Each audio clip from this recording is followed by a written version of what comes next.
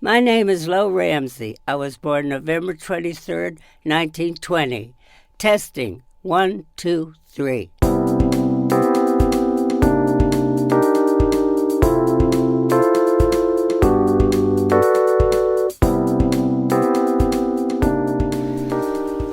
Hello from Point of Rock Studios. On behalf of 90 over 90, I am Rob Sumner, and it is indeed my pleasure to introduce to you tonight Lois H Ramsey.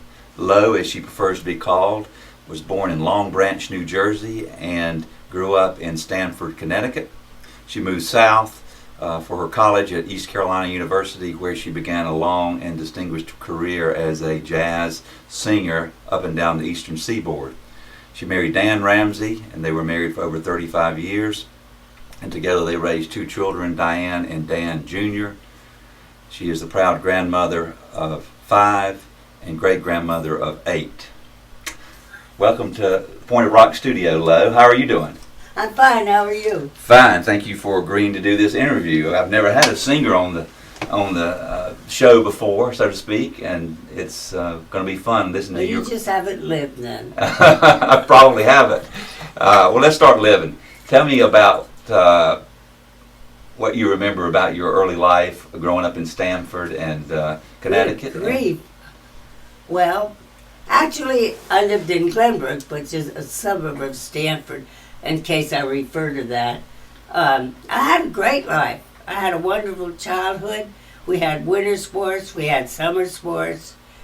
I can't think of anything that I didn't do, like skiing, skating. You lived with your mom and dad, and you had one Yeah, brother. I had my dad was a Welshman. My mother was Dutch. What do they call it? Pennsylvania Dutch. Uh-huh. And they were both really lenient with us, but stern when they had to be. Mm-hmm. And they were just great. My dad had a great sense of humor. My mother was a housewife. He was an accountant in New York at the Pennsylvania station. That's where his office was. His office was there, and he traveled every day for at least 20 years from Glenbrook Station to Penn Station on the train. How long a trip was that? I guess it was about an hour. And he got to be a great bridge player by doing that. Everybody on the train played bridge. But anyway, he had a good sense of humor. And Now you sound like I had a sister called Betty, Uh-huh. and she was like my mom, and I was like my dad. And we just lived in a neighborhood with a bunch of kids. And Were you an outdoors type girl? oh, I'm afraid I was a boy. Oh, you were? Yes. Well, we But could maybe I call you was a like my tomboy. dad, I guess. But I just liked all boys stuff, like marbles and skating and skiing. But I was very bad at sports, which is weird. Yeah, it is. Well, did you hang out with the boys when you were a kid? Oh yes, quite a lot. But the girls were there too. It was just a whole clan of kids, a neighborhood clan. Now, did you live most of your early life in Connecticut? I did. I lived until I went away to school to East Carolina. Now, I mentioned in the intro that you had a musical background, but before we get to that, tell me, were you interested in music as a young girl? Oh yeah, we used to listen to the radio all the time, and my daddy was really a music person. He liked all kinds of music and all kinds of comedies, and so we did a lot of stuff into New York City, going to shows, and not me especially, but them, like the Ziegfeld Follies and that sort of thing. And we used to listen to the Martin Block radio show every night with all the pop stuff. So we all knew all the words and all the songs. So you were interested in music, but you didn't play a musical instrument? Yeah, I just loved it. I knew all the words to everything. You know how you do when you're a kid. Yeah. Did you sing along? Did you sing along with the music on the radio? Sure. We did. There wasn't much else for us to do in those days. Well, that's probably true. Radio was a big source of entertainment. I guess you listened to the radio a lot. Now, where did you attend high school? I'm sorry? Where did you attend high school? I didn't sing in high school You didn't? except one little program that I got roped into, and I don't know how. And that was the end of that. And so I didn't really do any singing then until I got to college. Did you know that you were going to go to college? Was that part of the expectation? Yeah, that was part of the plan, but I didn't know where. Now, it seems kind of counterintuitive that you would end up at East Carolina, being from I don't from even the know north. how to explain that to you, except that my dad's company sent him to a town in North Carolina called Plymouth, and they were building a pulp mill. We went down there for the summer, and on the way back, I had to go back to Connecticut because there was only 11 grades of school, and I had to go back and stay with my aunt. So on the way back, my dad went to enroll me at Greensboro, and they wouldn't take any more out-of-state residents. And I knew some girls who were going to East Carolina, so he tossed me in there. That's how I got there. Are you glad you went? After I went, I was. I didn't know. What you know, what did you want to learn? What was going to be your profession? Did at you the know? time, I didn't know. I did to a degree. I kind of wanted to be a journalist. You did. Yeah, I wanted to write. I like to write a lot. So, Now, when you got there, I believe you told me a story about a chance happening with Lunis McGlowan at the cafeteria. Could you tell us that story? I've known Lunis McGlowan from the time of East Carolina in 1939 until he died. Mm-hmm. And we've been friends off and on for all those years. Yeah, he played in the lobby of the dining hall for kids waiting to go eat. And he was in there one day playing. We all gathered around and listened to him. And he said, "Does anybody know the words to Ella Fitzgerald's A Tisket a Tasket?" And I said, "I do." And he said, "Well, would you sing it?" And I said, "Okay." So, Sounds like you're really shy. Were you shy? Yeah. So we just it was so. So what did you do? So I sang it, and after that, every time we came into lunch, he'd have me sing something. And I never called him Lunis. I called him Red for years. Uh-huh. And so that's what we would do. And then we started doing auditorium things, you know how you do at school. And then they had a band there with a fellow from town that booked them. They were students, but he was a businessman. His name was Billy Knopf, and he's quite well known in Charlotte. So the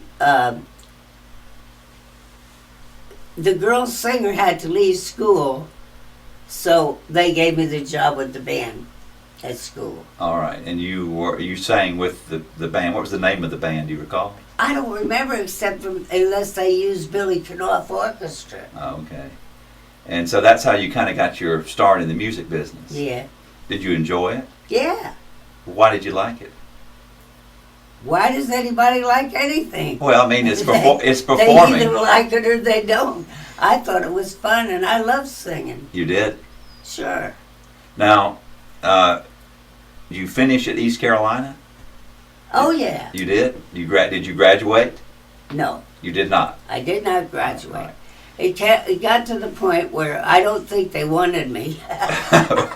But the main thing was, my dad, I had to take the train all the way to Connecticut and back, and the only time I got to go home was at Christmas. And I missed snow and stuff. Plus, my dad was having a tough time paying all that tuition. Mm-hmm. And he didn't have a really lucrative job, you know. So I thought, shoot, I'd rather sing anyway. Now, during the war, I guess East Carolina was it a teachers' college then? It was called East Carolina Teachers College. And I assume that most of the men had gone off to join the war effort. No, this was in 39. Okay. And 38 and 39. And the only men there was like 8 girls to every boy, and they had to live off campus. The boys did. Yes, it was all girls school then. Uh-huh. And so then after I left East Carolina, Or did you how did your folks take the news? Did your parents support you in pursuing your music career? Or? Yeah, they supported me in everything. They did. They were real good to us, and we supported them too. But yeah, we had a great time.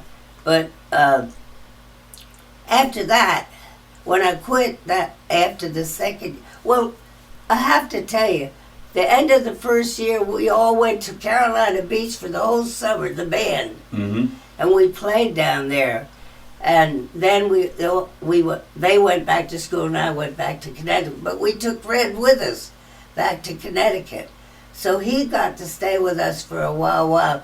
He'd go into New York and see his favorite artist, you know. And then we found a little job in Armonk, New York, and worked a little roadhouse there. Now, you and Mr. McGlowan, were y'all a couple at that time? Yeah. You were? No. Oh, well, yes or no? No, a couple? Yes. No. Oh, okay, all right. For some reason or other, we were never a couple. All right. This was strictly platonic. Oh, well, that's... No. So he played the piano. Actually, we tried one kiss, and it didn't work. It didn't. You knew instantly, I guess. No. So we just decided, no way. All right. And we've been friends all these years, but and see, he had a girl and I had a boyfriend in East Carolina. So we were just friends, always have been.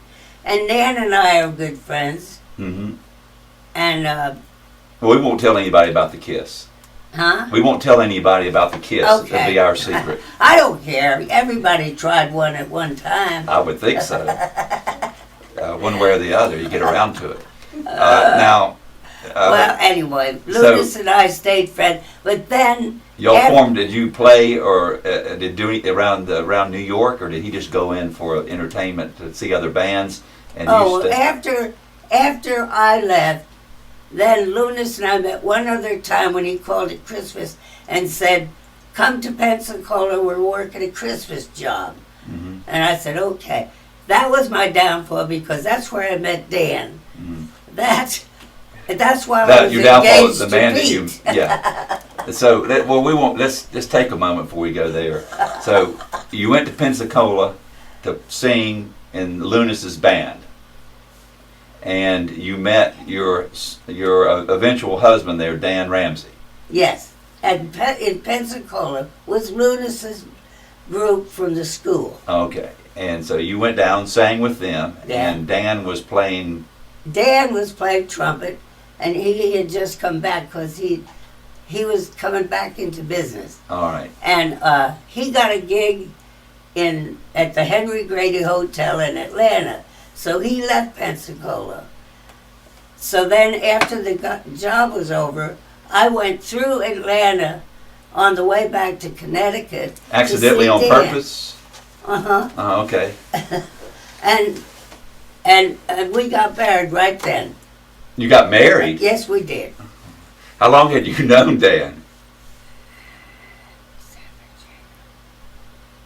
December, January, February, March. 4 months. All right. Now, you mentioned a moment ago that you were engaged to Pete.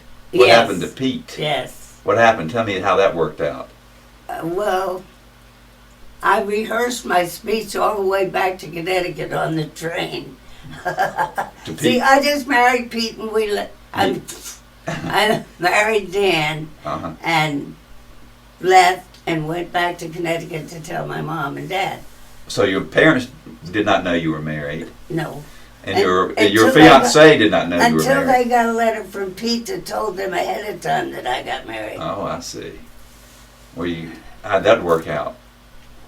Well, it was hard. It was? Yeah. My mom immediately forgave me, but my dad took a long time. To get over it? I'm never sure he really did. Oh, really? Well, he wanted to see his little girl get married. He wanted to see me be a star singer. Oh, did he? Yeah, I feel like he did. But how did Pete take it?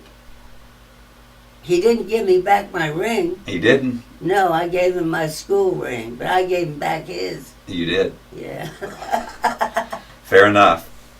Now, you brought, I know you sang with Lunas and other groups from time to time. After the war, where Lunas was in the military in Marietta, Georgia, I think, and I was traveling on the road with Dan in the band, not singing, just traveling with the band.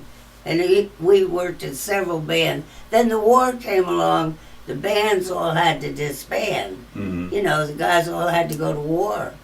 And so Dan had to come home and do war work. And Lunas was doing whatever Lunas was doing at that time. We kind of, you know, lost contact. And the next thing was, gosh, I don't know, where were we? Well, you were. What I was going to ask you is if you brought for me to listen an album that you made much later with Lunas in the '60s. Yes. See, we all came back. A lot of the band came back to Charlotte. A lot of the guys that worked in East Carolina, Billy Knopf came to Charlotte. All of us kind of got together in Charlotte. And then we started getting back together. I'd work with Lunas when he had his trio or his big band. And I'd work with Dan when he had his society band, like at Pine Lakes Country Club at Myrtle Beach, or Gaston Country Club, or proms and that sort of thing. And then with Lunas, we do jazz festivals, or we did a job at the auditorium in Charlotte, and stuff like that. So I was just kind of going back from jazz. It sounds like you were much in demand. Well, kind of. I did a lot of concerts. Let's listen to at least one of the songs off of this album. And this is a Irving Berlin song. That's the one we made at Davidson College. All right. And I think it was in the, I'm bad at dates. It looks like it was early 60s, 63. It had to be. And this is Irving Berlin's I Got Lost in His Arms, so we'll just listen to a few moments of that. Okay. And you can... Good song. I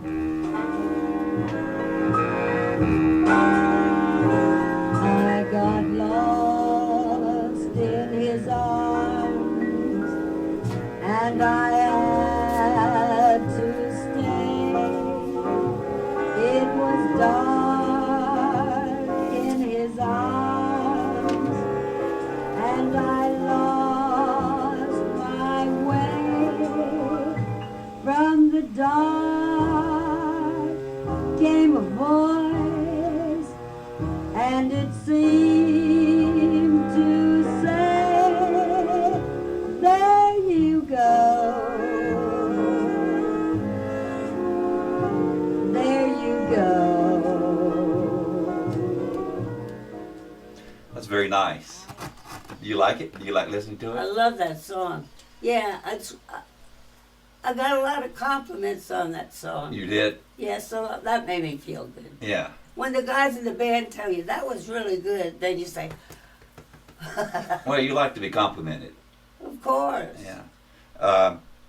So in the 50s, you played or sang in several bands. Yeah. And you and Dan, I guess, began to raise a family. And it was all around Charlotte. We'd go to Virginia and Georgia and all that territory. And he played the trumpet. Was he the band leader as well? Yeah. And you told me an interesting story when we met earlier about when you went to Atlanta and you had a rule about when you when we were in before you got married. Yeah, Pensacola. Yes, yeah. Yeah. Tell. I think that's Yeah. tells a lot about you. Well, and I think since I was engaged to Pete, I really felt bad about this when I got interested in Dan. I tried not to. I thought he was when I first met him. You know, he's the kind that looked you up and down, kind of. Like, oh, who do you think you are? Sure. You know, but anyway, I had a rule. I was the only girl all by myself, and if I went out of the hotel room, I had to go by myself. Mm-hmm. So I had a rule that I'd go with two guys, not one, just two. Right. Safety in numbers. Sure. So I was trying to do the right thing. How did you mess up? I know, I don't know. It's just one of those things that hits you, you know. Yeah. So that's what we did. And we went out to the movies and to the beach and that kind of stuff. And we only worked till 9 o'clock at night. And then we'd go to this jazz club late at night. That's in Lunis's book, the thing about the jazz club. Mm-hmm. And it's also in the same thing that I wrote. And when his book came out and I read those two things, they were almost synonymous. Now, you've written a lot about your life. Has it been published? No, it's not even finished. It's all got little words and stuff on it. But I gave one to all the kids because I gave up. When I got to the 60s, I didn't want to write anymore about the 60s. Okay. Well, it must have been a good choice because you and Dan stayed married for over 35 years. Yeah. And you had 2 children, and you settled in Gastonia. Yes, we did. Because that's where he's from. All right. So that's where we did all that music with Lunis and out of Charlotte. Right. Now, I understand Dan also taught music lessons locally to He did. kids. Later on, he taught in most of the Mecklenburg and Huntersville and Lowell and around here. Mm-hmm. And what did you do? He was a band director. What did you do? He also had a music studio on 2nd Avenue where he taught kids. Oh, he did. Now, I believe he also had a record store in downtown Charlotte. Yeah, we opened one on Trade Street, and it was a penny-ante thing because we didn't have any money, and we did the best we could for a while, but it didn't last a long time. Mm-hmm. But we really had a good time while it did. And What was the name of the store? Dan Ramsey Record Shop. Okay. Yep. And you had to climb up the 2nd stairs to get to it. But Owen Spann and all those guys from WBT, that's where Lunis was working at the time too. Mm-hmm. WBT. They'd bring their mics up and we'd record stuff from the little record shop, that kind of stuff.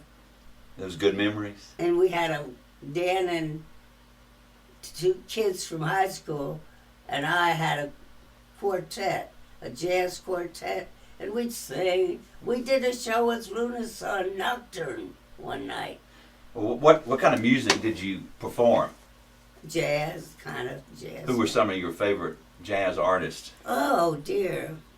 Well, like the group, the quartet loved the 4 Freshmen and the High-Lows and that sort of thing. Mm-hmm. The other thing, I loved the people like Sarah Vaughan and Ella Fitzgerald and of that era. And jazz bands, I mean, I loved Stan Kenton enough to tell Dan I would marry him. Oh, did you? I guess you didn't get a chance to do Stan that. Kenton had a great band, but he's not even known now, hardly. Anyway, that sort of thing. You know, Count Basie and all of that type of band. You're right. Big bands that also perform jazz. Yeah. And Duke Ellington. Yeah, type that music. type. Duke Ellington. Well, there's so many things we could talk about that we haven't talked about that I'm sure maybe some of it we might have to edit, but I'm sure you will. But I was wondering, is there anything that you wish that you had done in the musical career field, or anything else that you weren't able to do? Are you satisfied with the way your life went? Nope. That's got to be a good feeling. I tell you, people would say to me once in a while, "Why didn't you ever go to New York and try to make it as a singer?" And I said, because I didn't want to sit in a hotel like Peggy Lee by herself when I had 2 kids and a family at home. So they came first. I never wanted to do that. Uh-huh. I was perfectly satisfied to be right here. Was Gastonia a good place to raise your children? Yeah. And you're back here. And I'm not raising children. No. Hopefully that's you've already done that. Well, why don't we go out and listen to another song off this album that you performed? It's, I think, an old spiritual On song, the same album? Lonesome Road. Yeah. Let's listen to a little bit of that, and then we'll see you on the internet. All right?